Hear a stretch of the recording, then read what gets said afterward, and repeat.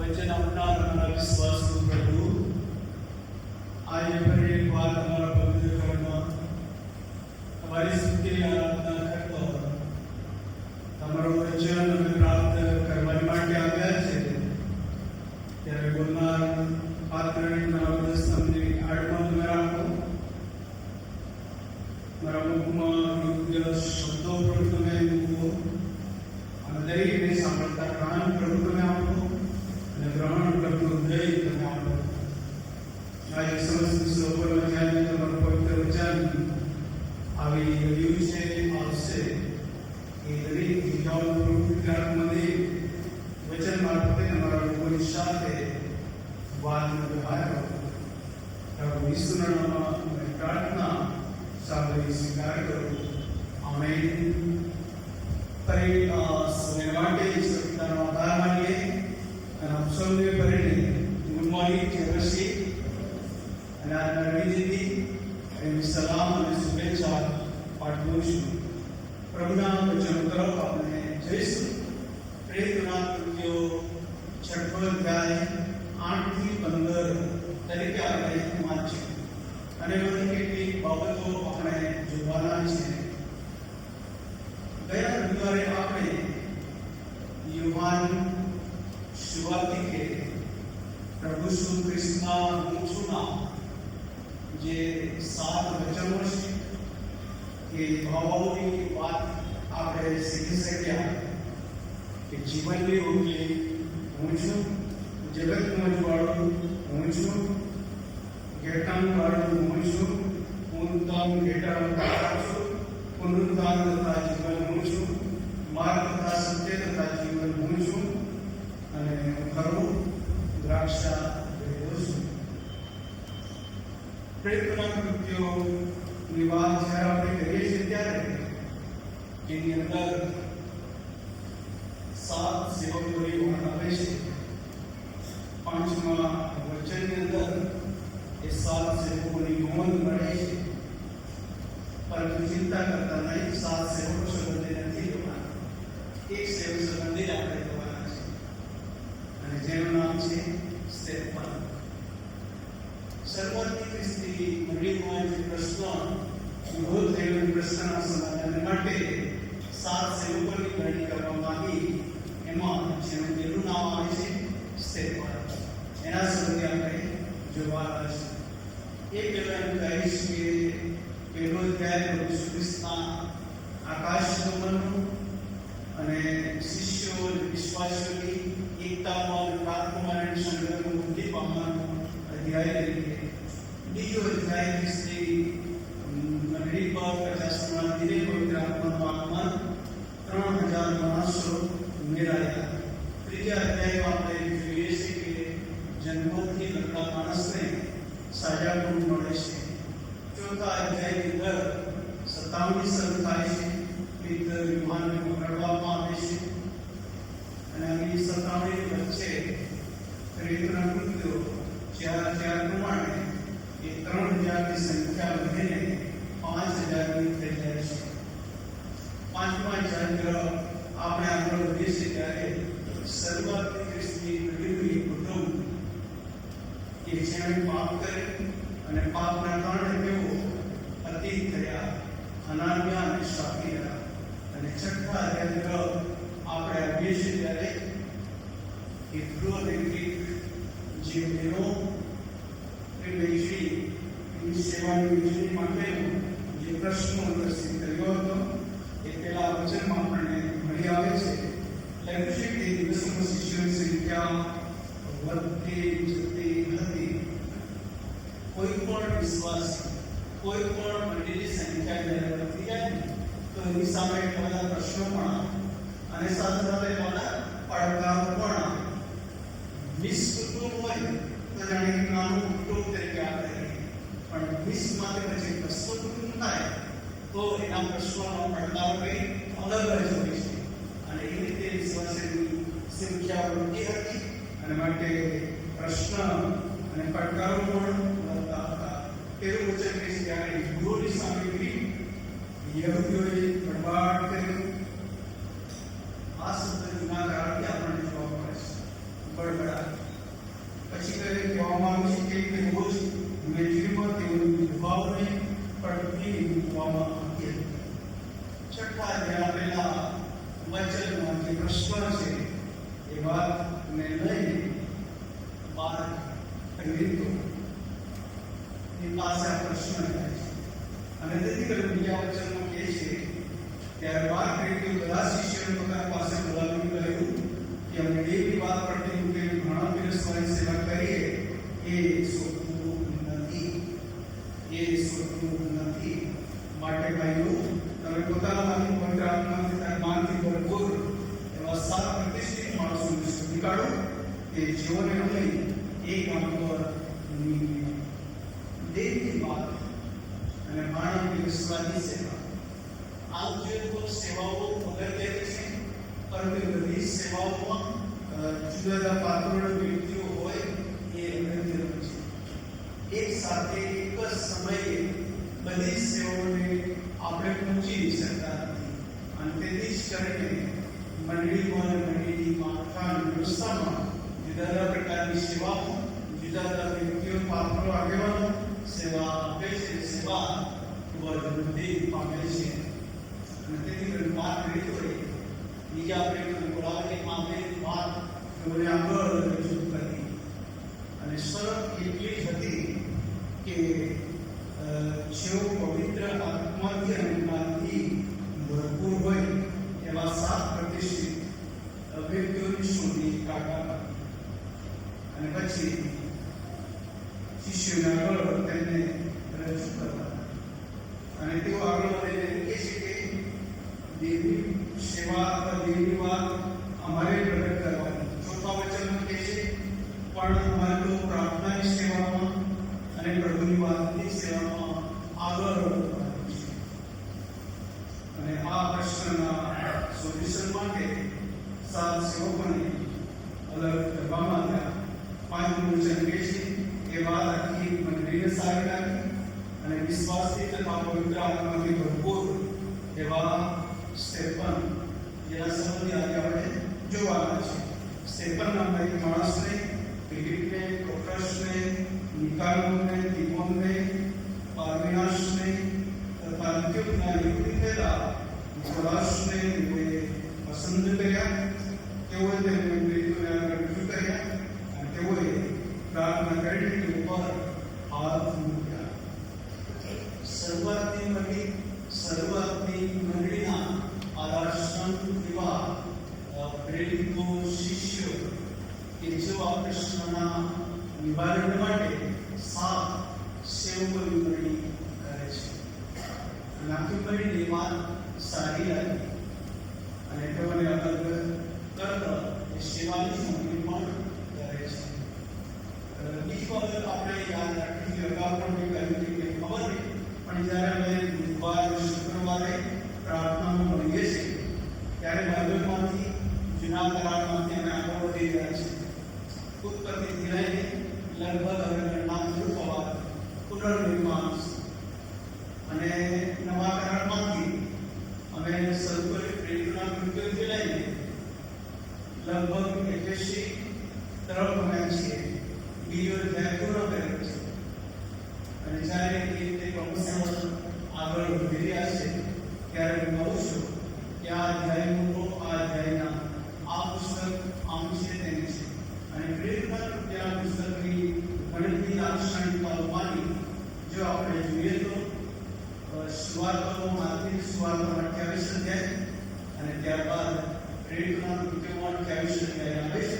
એ સિવાય નવા કરારમાં બીજા કોઈ પુસ્તકોમાં 28 અધ્યાયથી ઉપર કોઈ અધ્યાય જોવા નથી મળતા.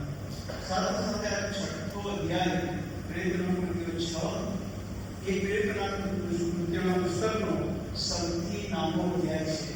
કેવળ 15 જ કલમ છે અને નામેશનો અધ્યાય 7મો અધ્યાય જે પ્રેરણા કૃત્યોનો સૌથી મોટો અધ્યાય છે. 6થા અધ્યાયથી 60 કલમો આપણને મળી આવે છે. એમ કરીને 6થો અધ્યાય સૌથી નાનો, 7મો અધ્યાય ખૂબ જ મોટો અને 6 અને 7મા અધ્યાયની વાત કરવામાં આવે તો વિશેષ કરીને 8મા વચનથી 7મા અધ્યાયના 60મા વચન સુધી સ્ટેપલની વિસ્તૃત માહિતી કોઈ રીતે આપણને મળી આવે છે. અને સ્ટેપલ સંબંધી આવો આશ્રય આપણે કેટલીક મહત્વની બાબતો જોઈએ. આમ તો આપણે જોયું કે સ્ટેપલ જે નામ છે એ સમયે પ્રચલિત હતું, ત્યાર પછી આજે પણ નવું નથી. સ્ટેપલ એ નામ પ્રચલિત હતું ત્યારે અને અત્યારે પણ. અને તેથી કરીને સ્ટેપલ જે 7 સેવકોમાંનું એક અથવા પહેલા નંબરે જેનું નામ છે તે વ્યક્તિના સંદર્ભમાં કઈ બાબતો આપણે જોઈએ તો આપણને જોવા મળે છે 6ઠ્ઠો અધ્યાય અને તેના 3 અને 5મા વચન પ્રમાણે તેનું જે જીવન હતું એ સમર્પિત હતું, સમર્પણ થયેલું એવું સ્ટેપલનું જીવન હતું. અને માટે 3 વચનમાં આપણે જોઈએ છીએ કે સ્ટેપલનું જીવન પણ પવિત્ર આત્માથી ભરપૂર હતું, જ્ઞાનથી ભરપૂર હતું અને 5મા વચન પ્રમાણે વિશ્વાસથી અને પવિત્ર આત્માથી ભરપૂર હતું. આ કેટેગરી હતી સ્ટેપલ. સમર્પણ કોઈ પણ સેવા એ ઘણા દિવસવાળી સેવા હોય કે વચન પ્રગટાવવાની સેવા હોય, બાળકો મધ્યની સેવા હોય કે યુવાનો મધ્યની સેવા હોય, શિક્ષણ આપવાની સેવા હોય કે સાજાપણાની સેવા હોય, અને ઉત્તેજન આપવાની સેવા હોય કે અન્ય પ્રકારની કોઈ પણ સેવા હોય, એ બધામાં સમર્પણ માંગે છે. અને સમર્પણ વિનાની આ વિનાનું જીવન એ ચોક્કસ ધ્યેય તરફ આપણને લઈ જતું નથી, ચોક્કસ લક્ષ્યાંકમાં આપણે પ્રાપ્ત કરી શકતા નથી.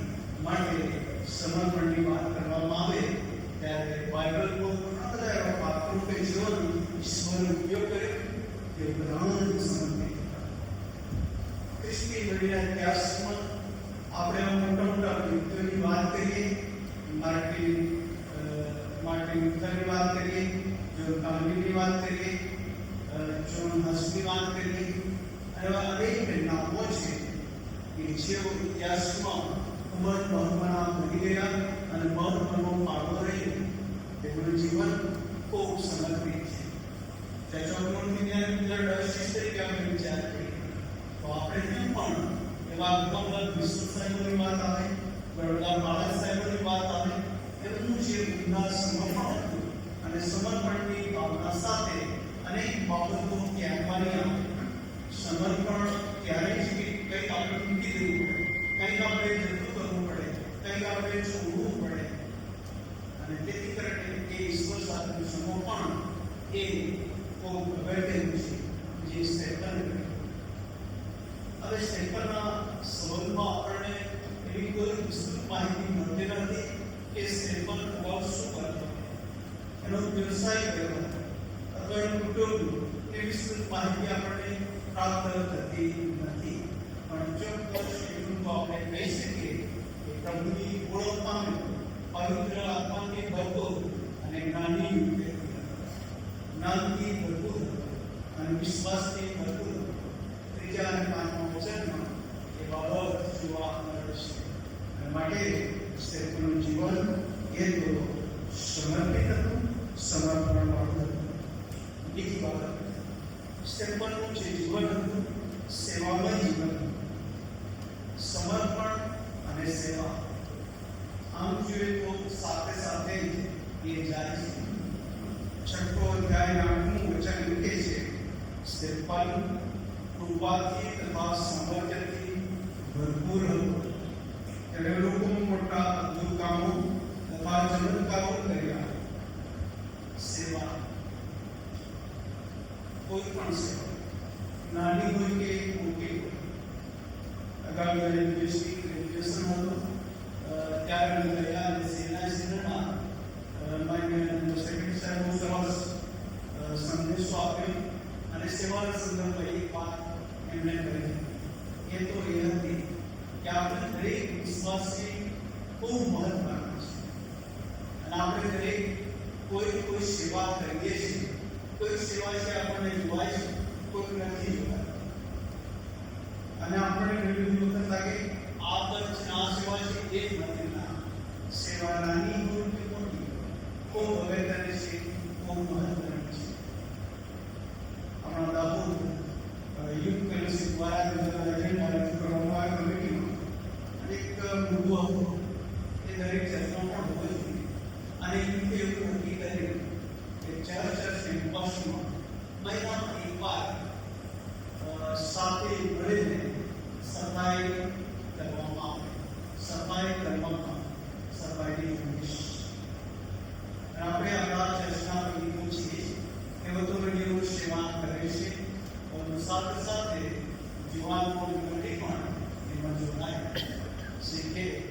નાના બાળકોને એમાં સેવાના ભાવમાં તૈયાર કરે એ ખૂબ અગત્યનું છે. અને માટે આપણે સેવા કહીએ છીએ ત્યારે સેવકના સ્વરૂપમાં કહેવાય છે કે તેનું સમર્પણ સેવા માટે હતું. અને માટે કૃપા અને સામર્થ્યથી ભરપૂર હતું. અને તેણે લોકોમાં મોટા અદ્ભુત કામો તથા ચમત્કાર. હવે તેમણે કયા કામો કર્યા, કયા ચમત્કાર કર્યા એનું વર્ણન નિયમ વિદ્વાન હોતું નથી, પરંતુ આપણે ચોક્કસ માની શકીએ છીએ કે તેણે ચોક્કસ પ્રભુના નામમાં અને પ્રભુના મહિમા માટે ઘણા બધા અદ્ભુત સેવા કાર્ય કર્યા હશે, સજાપણાની સેવા કરી હશે. અને તેથી કરીને પ્રભુના વિશ્વાસમાં અનેક લોકો વૃદ્ધિ પામ્યા હશે. યુહાન 12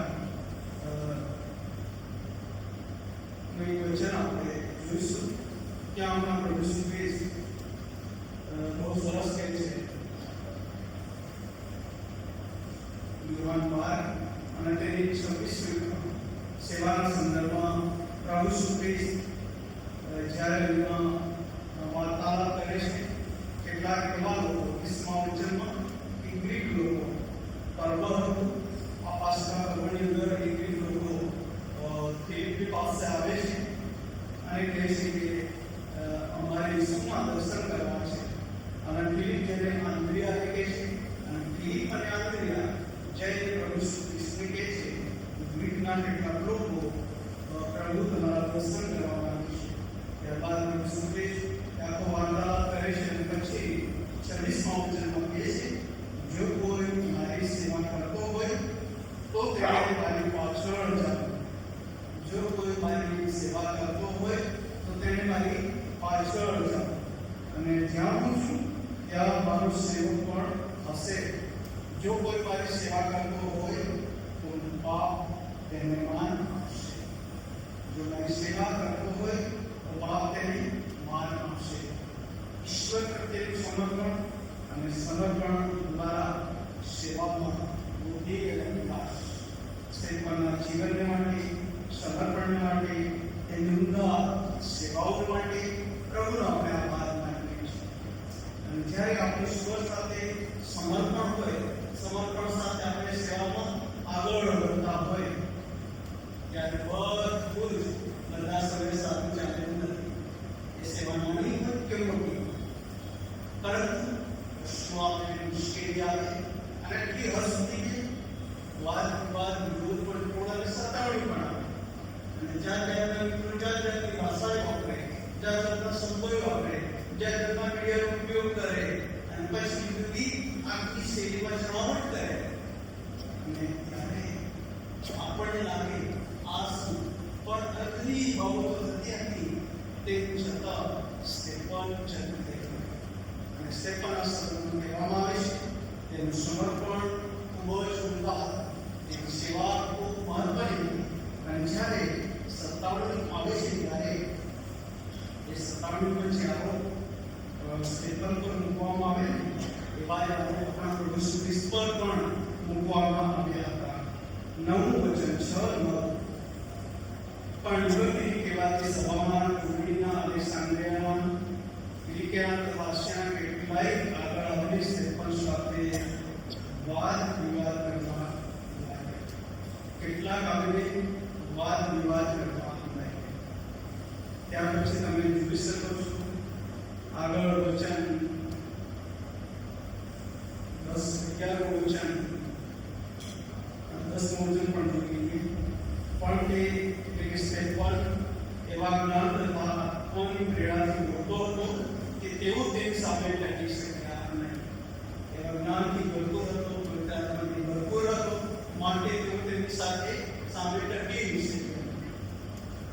અને પછી જે આરોપી પછી સ્ટેપલ પર મૂકવામાં આવે છે એ આરોપ આપણે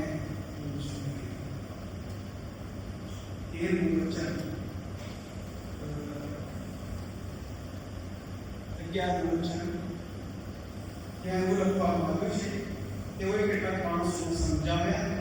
આપણા પ્રભુ ઈસુ ખ્રિસ્તના ઉત્થાન પછી પણ કેટલાકને ખોટી રીતે લાંચ આપીને સમજાવ્યા. અહીંયા પણ જેઓએ કહ્યું કે અમે તેને એટલે કે સ્ટેપલને મુસા તથા દેવી વિરુદ્ધ ભાષણ કરતા સાંભળ્યું છે. મુસા અને દેવી વિરુદ્ધ ભાષણ કરતા સાંભળ્યું છે. અને મુસા કે જે ઇસ્રાયેલનો મહત્વનો આગેવાન મિસ્ર વિજ્ઞાનમાંથી બહાર કાઢીને જમીનની મુસાફરી અને ત્યાર પછી વચ્ચેના પ્રદેશ પાસેના નજીક રહેલું જ્ઞાન એવો આગેવાન હતો. મુસા મારફતે 10 નિયમો અને અનેક પેટા નિયમો પ્રાપ્ત થયા હતા. અને મોજીસ લો ઇસ્રાયેલ માટે ખૂબ અગત્યના મહત્વના. અને તેથી કરીને એક જૂઠો આરોપ સ્ટેપલ પર મૂકવામાં આવ્યો. અને એ હતો કે મુસા તથા દેવી વિરુદ્ધ તે દુર્ભાષણ કરે છે. અને ત્યાર પછી બીજો આરોપ 13મા વચન, તેઓ જૂઠા સાક્ષીઓ હતા. અગાઉ આપણે જોઈ શક્યા કે એવા કેટલાક માણસોને સમજાવ્યા, પછી એ લખ્યું છે કે જૂઠા સાક્ષીઓને ઉભા કર્યા. અને જેઓએ કહ્યું કે બીજી વાત, એ માણસ આ પવિત્ર સ્થાન તથા નિયમ શાસ્ત્રની વિરુદ્ધ દુર્ભાષણ કર્યા વિના પવિત્ર સ્થાન તથા નિયમ શાસ્ત્રની વિરુદ્ધ દુર્ભાષણ કરે છે. આ પ્રભુ ઈસુ ખ્રિસ્તની સામે પણ આવા આરોપ લગાવવામાં આવ્યા. એ આરોપ સ્ટેપલ પર ત્રીજો આરોપ 14મા વચન, એમ કહેતા સાંભળ્યું છે કે એ ઈસુમાં જારી આ સ્થાનનો નાશ કરશે અને જે રીત રિવાજો વિષય આપણે ફરમાવ્યા છે તેઓને એ બદલી નાખશે. દુર્ભાષણ સાથે સાથે પવિત્ર સ્થાન, નિયમ શાસ્ત્રની વિરુદ્ધ અને રીત રિવાજો. કોઈ પણ દેશ હોય, કોઈ પણ સમાજ હોય, એના ચોક્કસ પ્રકારના રીત રિવાજો અને જ્યારે એમાં ચેન્જીસ આવવામાં આવે ત્યારે એ લોકો પણ વધી જાય છે. અને અહીંયા તો ખોટા વ્યક્તિઓને સમજાવવામાં આવ્યા, ઊભા કરવામાં આવ્યા અને આવા ખોટા આરોપ સ્ટેપલ પર મૂકવામાં આવ્યા. તો પણ સ્ટેપલ આ સત્તાવીનો ભોગ બન્યું, પરંતુ હિંમત હારી. સત્તાની કે વિરોધ આવે છે ત્યારે એક બાજુ આપણને લાગે કે હતાશા આવે, નિરાશા આવે. ના, કોઈ કશે કોઈ ખબર એવી હોય હતાશા કે નિરાશા, પરંતુ હું કહીશ જ્યારે સત્તાની આવે, જ્યારે વિરોધ આવે, જ્યારે વાદ વિવાદ ઊભો થાય અને સેવા નિર્માણ જુદા વ્યક્તિઓ કે જૂઠા આરોપો લગાવે ત્યારે ઈશ્વર આપણી સેવામાં આપણું વ્યક્તિગત વિશ્વાસનું ઘડતર કરે છે. આપણને સહનશક્તિ ઈશ્વર આપે છે. આપણને તેઓ પર પ્રેમ કરવા માટે ઈશ્વર જણાવીને શીખવે છે અને સેવા કરવા માટે ઈશ્વર એ આપણને આપે છે. સત્તાની વિશ્લેષણ આવે ત્યારે ઈશ્વર એની આ બીજી સાઈડ એની સેવાઓ સેવકોના જીવનમાં મૂકે છે અને સ્ટેપલ પણ એ બાબત મૂકે છે. અંદર વચન કહે છે, જો સભામાં બેઠા હતા તેઓ સર્વ તેની તરફ એકી નજરે જોઈ રહ્યા અને તેઓને તેનું મોં દેવદૂતના મોં જેવું દેખાય. તેનું મોં દેવદૂતના મોં જેવું દેખાય. પ્રભુનો સેવક પ્રભુની સેવા, પ્રભુના વૈભવ માટે સમર્પણ સાથે સેવામાં આગળ વધે છે. સતાવણી આવે છે તો પણ એનું મોં દેવદૂતના જેવું મોં અને પ્રભુને માન આપતા ચોથી વાત પહેલી બાબત આપણે જોઈ સ્ટેપ 1 નું સમર્પણ, બીજી બાબત આપણે જોઈ સ્ટેપ 1 ની સેવા, ત્રીજી બાબત આપણે જોઈ સ્ટેપ 1 ની સતાવણી, અને ચોથી બાબત સ્ટેપ 1 ની સાક્ષી. છઠ્ઠો અધ્યાય 10મું વચન એમ કહે છે, પણ તે જ્ઞાનથી તથા આત્માની પ્રેરણાથી બોલતો હતો કે તેઓ તેની સામે ટકી નહીં શક્યા. અને પછી 7મો અધ્યાય તેથી કલમ એમ કહે છે, ત્યારે પ્રભુ યાજકે પૂછ્યું કે શું આ પ્રમાણે વિગત છે, એટલે કે જે વિગતવાર આવો સ્ટેપન પર મૂકવામાં આવ્યા, અને આપણે એમ પૂછે છે કે શું આ પ્રમાણે છે જેમ પિલાતે પ્રભુ ઈસુ ખ્રિસ્તને પૂછ્યું હતું કે તારા પર આ પ્રમાણે આરોપ મૂકે છે, તું શું કહે છે? આપણે પણ એ સ્ટેપન માટે આ બાબત એ છે કે તું શું કહે છે. અને તેથી જ કરીને 7મો અધ્યાય તેના બીજા વચન આપણે જોઈએ છીએ કે સ્ટેપનને કહ્યું કે બાઇબલ તથા વડીલો સાંભળો, બાઇબલ તથા વડીલો સાંભળો.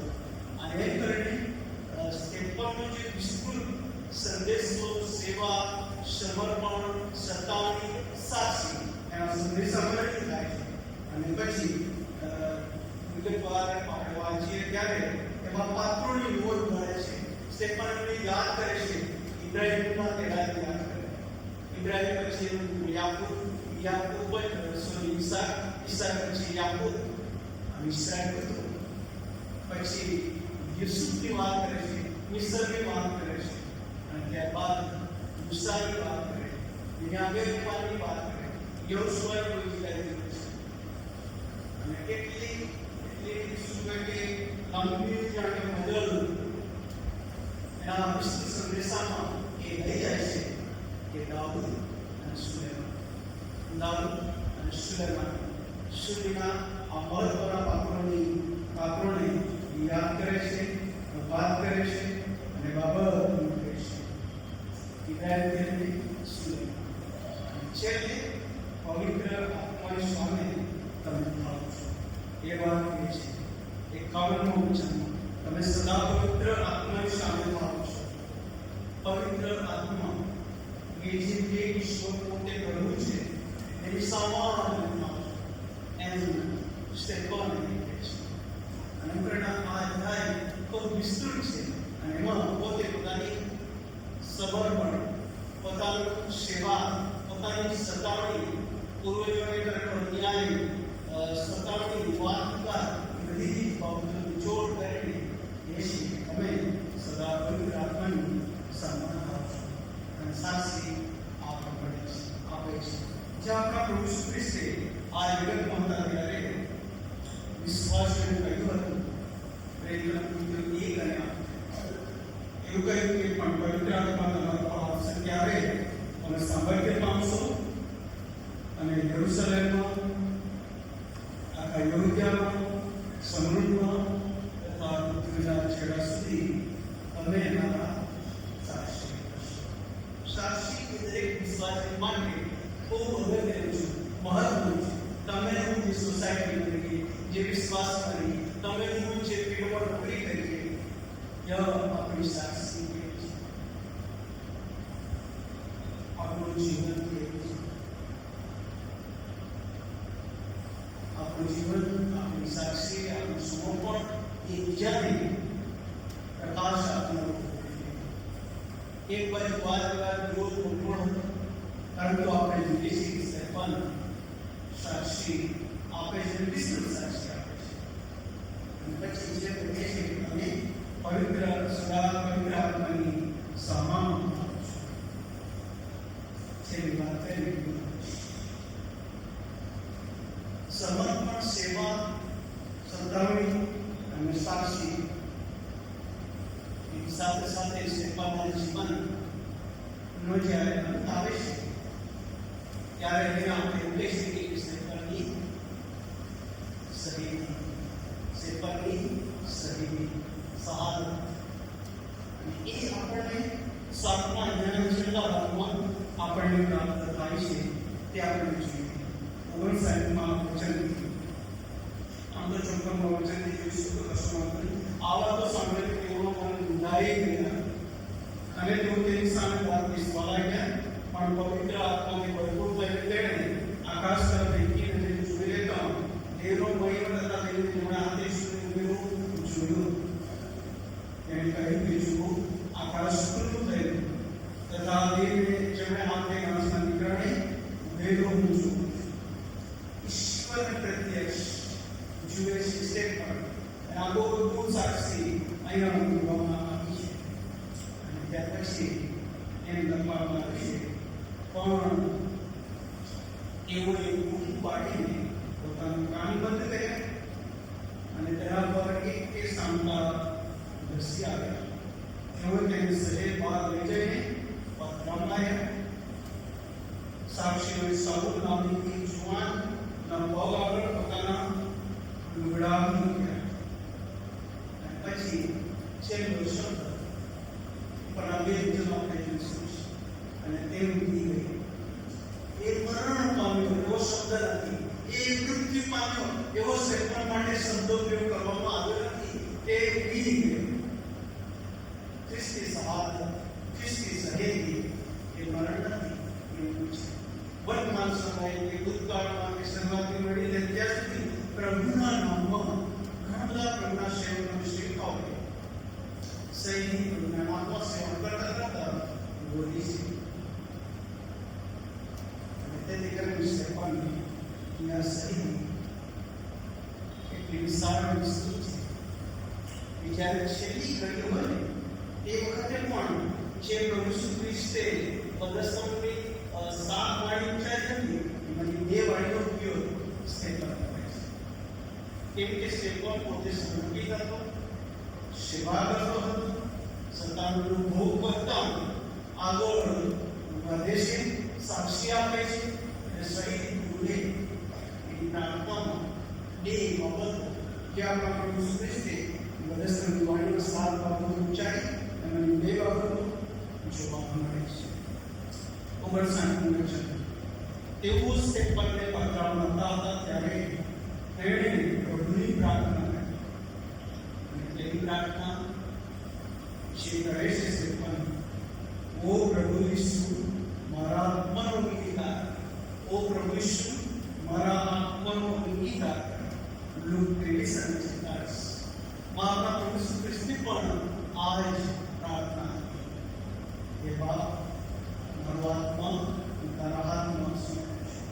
એ બાપ, મારો આત્મા તારા હાથમાં સોંપું છું. અને અહીંયા સ્ટેફન મૂકે છે કે ઓ પ્રભુ ઈસુ મારા આત્માનો અંગીકાર. અને ત્યાર પછી તેની બીજી પ્રાર્થના, જે પ્રાર્થના આપણા પ્રભુ ઈસુ ખ્રિસ્તે શરૂઆતે જ કરી હતી. લુક 23 અને 34 આપણા પ્રભુ ઈસુ ખ્રિસ્ત કહે છે, એ બાપ તેઓને માફ કરે. તેઓ શું કરે છે એમને ખબર નથી. અને સ્ટેફન પણ કહે છે છેલ્લા વચનમાં 7 અને 60 તેણે ઘૂંટણે પડીને મોટો ઘાંટો પાડીને કહ્યું કે ઓ પ્રભુ, આ દોષ તેઓને માથે ન મૂકો, આ દોષ તેઓને માથે ન મૂકો. અને આજે ખ્રિસ્તી વિશ્વાસ, ખ્રિસ્તી સેવા એ પરાકાષ્ઠાની ઊંચાઈ જ્યારે પર સમજી શકતો નથી, કદી પામી નથી. માફી એ તો સહાદતનું બહુ મોટું જીવન છે. ઘણા બધા લોકો આપણા દેશને માટે, દેશમાંથી આપણે અનુભવથી ઘણું બધું કે ખ્રિસ્તી એટલે વટાળેલા, ખ્રિસ્તી એટલે બનાવેલા, ખ્રિસ્તી એ કોઈ વિદેશી ધર્મ. પણ ખ્રિસ્તમાં મિત્રોને ખબર ન હોય. પ્રભુ ઈસુ ખ્રિસ્તના 12 શિષ્યોમાંનો એક થોમા ઈસવીસન 52 ભારત 70 એની શહાદત થઈ આપણા ઇન્ડિયામાં, દક્ષિણ ભારતમાં. અને એના કારણે ક્રિશ્ચિયાનિટી ધીરે ધીરે આગળ વધી. અને આજે આપણે જોઈએ છીએ આપણા દેશમાં એ દક્ષિણ, ઉત્તર અને પૂર્વ કહે છે. બધે ખ્રિસ્તી વિશ્વાસ, એ શહાદત વિશ્વાસ પ્રસરી છે, પ્રસિદ્ધ થઈ છે. અને ઘણા બધા નાશમાં જતા લોકો જીવન પામી ગયા છે. સ્ટેફનની આ શહાદત ત્યાં પુરુષો આપતું નથી, પણ 8મા અધ્યાય તરફ આપણે જોઈએ છીએ ત્યારે એવું લખવામાં યરુશલેમની મંડળી પર ભારે કેદ કરવામાં, ભારે સતામણી કરવામાં અને એક પછી સતામણી આપી. 13મા અધ્યાયનો જે બીજા 5 સેવકો ઈશ્વર આપે અને સેવા સફળતા તમે હું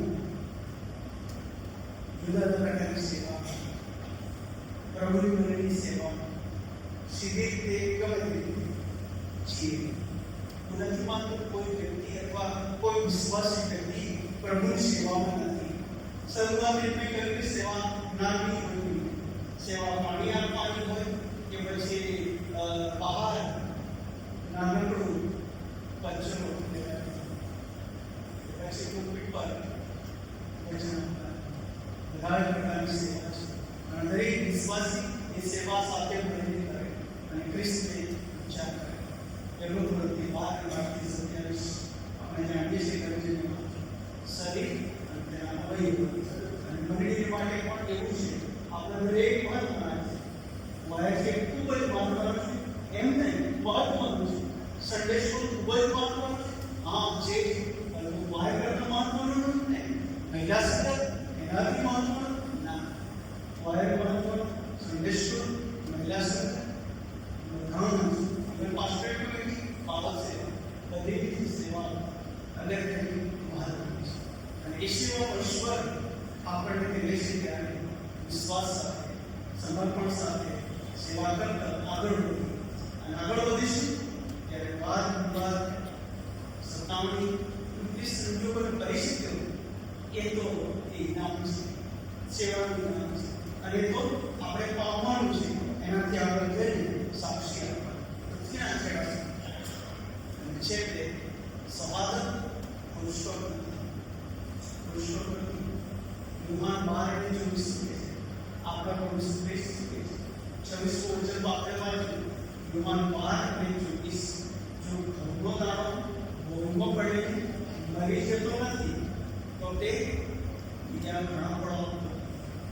ખ્રિસ્તી જે વિશ્વાસ છે એને મારી નાખવામાં, ખ્રિસ્તી વ્યક્તિને કદાચ લોકો મારી શકે, ખ્રિસ્તી વિશ્વાસને મારી શકતા માટે જેઓ પ્રભુના નામમાં આ પૃથ્વી પર સેવા કરતા કરતા સહાય મળે છે, સ્વર્ગી નામથી અને બીજા ઘણા લાખ બી વાવી રહ્યા છે, જ્યાંથી યોગ્ય સમય એ ફળો પ્રાપ્ત કરતા છે. દિવસોમાં એ ઈશ્વરે આપણે પવિત્ર મંડળીમાં માનવ સ્થાન આપ્યું અને આપણે સેવામાં આગળ વધીએ.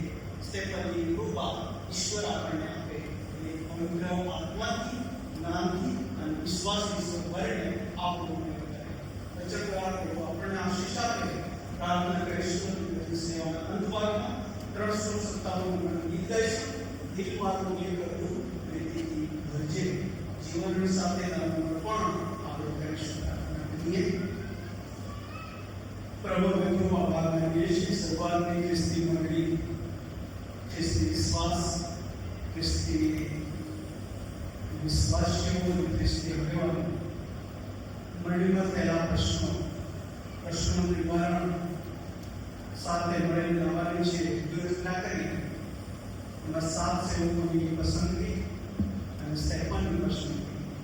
પ્રભુ ખૂબ આભાર માનીએ છીએ સ્ટેફનના સમર્પણ માટે, તેની સેવાને માટે, સતાવણી માટે, સાક્ષી માટે અને સહી માટે. ત્યારબાદ પ્રભુ તમારા શબ્દ વૃદ્ધિ પામી છે અને એ પાયા પર પોતે પણ છે. પ્રભુ તમારો આભાર માનીએ છીએ. અને ભજન સંગમોને ગીત ગાયન યાદ આવે છે, ગીત ગાતા છે સર્વ પ્રજા બધાને પ્રભુ જીવો છે. ઉતરેલા ઉત્થાન પામ્યા પ્રભુ, અમે તમારી વાત અમારા જીવન કાર્યમાં રોજ જીવન જોઈએ માટે અમને મદદ કરો, સાથે સાથે તમારા સેવા પૂજનમાં અમારા જાતને સમજીએ છીએ.